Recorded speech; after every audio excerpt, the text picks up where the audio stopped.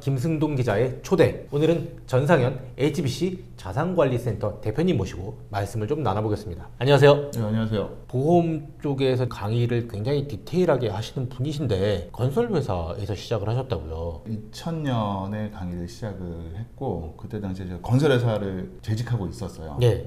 저녁에 부동산 강의를 반을 열어가지고 강의를 시작하게 됐어요. 경업하신 거네요? 네, 그렇죠. 이후에 주식 강의를 같이 하게 됐었고요. 2003년도부터 절세 부분에서 계산은 세무사분과 하시고 절세 포인트는 저랑 같이 말씀을 나누자 해서 세무 강의를 그때부터 같이 하게 됐었고 2006년도에 보험을 처음 접하게 됐죠. 보험 판매 자격을 2006년부터 획득하셨다고요? 네. 보험 설계사 영업 현장에서 강의를 하게 되면 보험 설계사분들이 가장 궁금해하는 건 어떻게 팔아야 되냐. 그러기 위해서 두 번째로 바로 확인하는 게 내 앞에 서 있는 저 강사분 정말 잘 팔았던 분이야? 이 질문을 하는 경우가 되게 많은 걸로 저는 알고 있거든요. 네, 많이 받아봤습니다. 예, 대표님께서는 가장 실적이 좋을 때 그럼 어느 정도? 법인 영업했을 때가 실적은 좋았죠. 최대 매출이 월 2,500까지 찍어본 적이 있고요. 한참 영업을 꾸준히 열심히 할 때는 그래도 월납 1, 200 정도는 계속 했었습니다.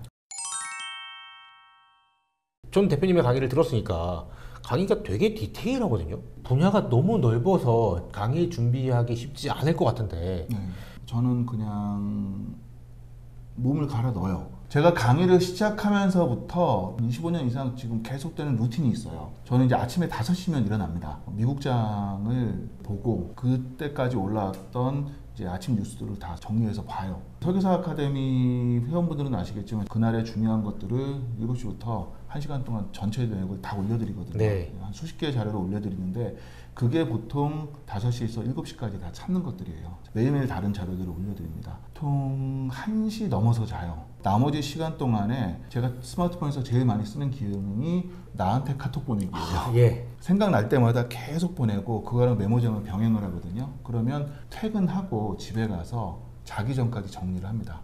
정리해가지고 다음날에 할 거를 잡아놓고 5시에 일어나서 7시까지 그걸 하고요. 그 시간들이 축적되고 여기까지 오게 된 거고 지금도 여전히 그거를 하고 있기 때문에 아직까지는 부끄럽지 않게 남 앞에 서서 얘기할 수 있는 것뿐입니다. 설계사 아카데미라는 단톡방을 꽤 오랫동안 유지해 오셨어요. 운영하시는 이유가 뭘까요? 6년 차 됐는데 전문적인 분야에서 열심히 활동을 하는 설계사분들도 많이 계시고 예.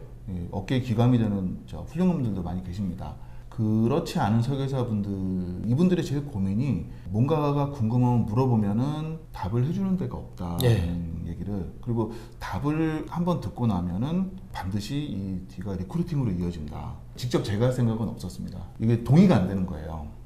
동의가 안 된다는 게 무슨? 커뮤니티인데 사담을 금지시키는 거는 말이 안 된다. 이 설계사 아카데미는 다른 단톡방들과 굉장히 다르게 사담을 철저하게 차단해서 네. 질문과 답변만 올라가는 식입니다. 안에서 리크루팅 활동을 못하게 한다. 그렇게 되면 커뮤니티가 전혀 활성화되지 않는다라는 게 주위의 우려였고 저 역시 거기에 동의를 했습니다. 지금처럼 일정 수준 이상 활성화 안 돼도 상관없다는 쪽이었어요. 공부할 사람들을 모여서 공부하고 내 지식을 나누고 싶은 사람들만 와서 그냥 나누면 되지 서로 멘토와 멘티가 돼서 같이 멘토링을 해줄 수 있는 그런 커뮤니티면 좋겠다라는 생각이었고 제가 설계사 아카데미에서 강의할 때 늘 하는 얘기가 있어요. 여러분들이 명함을 내밀었을 때 부끄럽지 않도록 제가 일을 하고 있겠습니다. 제가 명함을 내밀 때 부끄럽지 않도록 일을 해주십시오라는 얘기를 마무리 멘트로 제가 하거든요.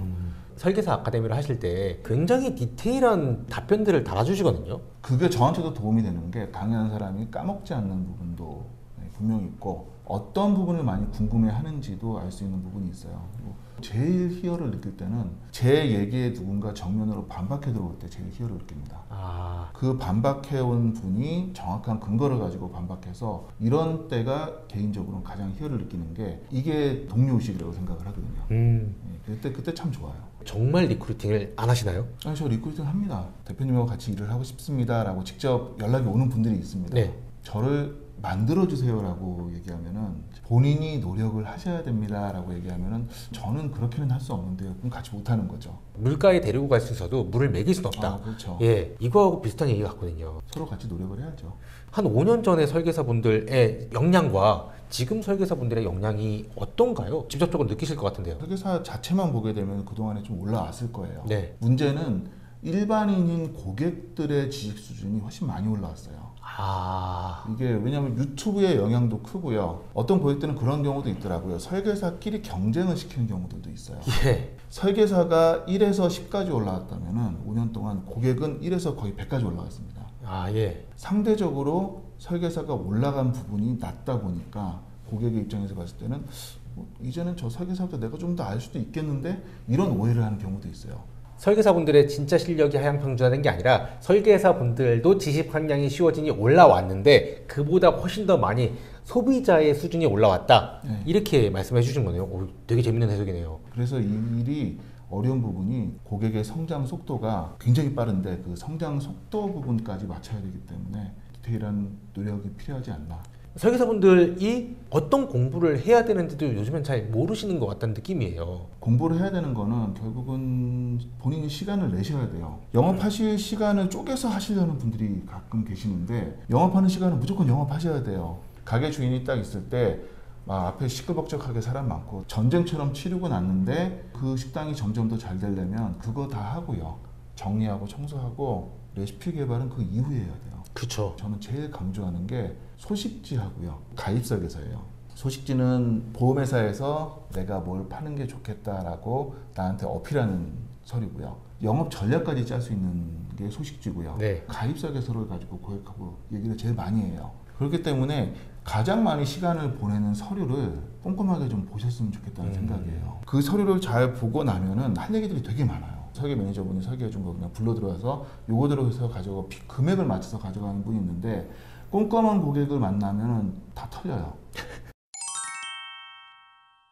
가장 기억에 남는 강의가 뭐였는지. 전날에 굉장히 친한 지인의 상갓집을 갔습니다. 다음날 오전 10시에 강의가 있는데 예. 이게 좀 얘기가 좀 그런데 원인이 좋은 게 아니었어요. 예. 이쯤 되면 이제 어떤 건지 아실 테니까 아버님이 이제 술 한 잔 드시더니 이제 우시더라고요. 마음이 너무 아픈 거예요. 그래서 말없이 술잔을 기울였습니다. 발인까지 다 하고 한 잔 더 하고 가라 그래서 한 잔 더 먹었습니다. 10시에 강의였는데 너무 힘들었어요. 술이 올라오는 것도 올라오는 거지만 제가 너무 충격적이었던 건 중간에 40분을 기억을 못합니다. 강의 중간에 40분이 블랙아웃이 됐다고요? 네, 그러니까 막 강의를 하다가 중간에 퍼뜩 딱 정신이 딱 들었는데 시계를 보니까 40분이 지났더라고요. 그 강의 평가가 되게 좋았어요. 그렇지, 그럴 줄 알았어. 그러니까 기억 남지. 정말로 부끄럽더라고요. 기계적인 강의를 했구나.